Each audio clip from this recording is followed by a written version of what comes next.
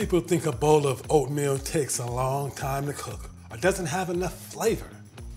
This quick and easy microwave oatmeal with apples will change your mind. To make this, you'll need a measuring spoon, a sharp knife, a cutting board, spatula or spoon, a medium-sized microwavable bowl, and a microwave. My ingredients are all laid out here. We have quick cooking oats, apple juice, an apple cut into small chunks. You could substitute pears or peaches for the apple if you want to change up the flavor. Some cinnamon and a little salt.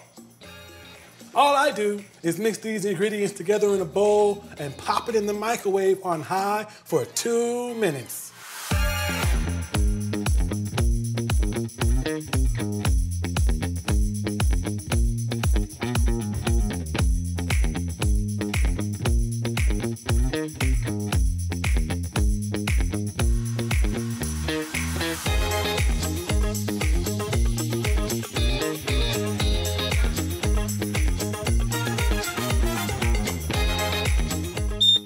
Once it beeps, I'm going to carefully take it out, stir it up, and let it cool for about a minute.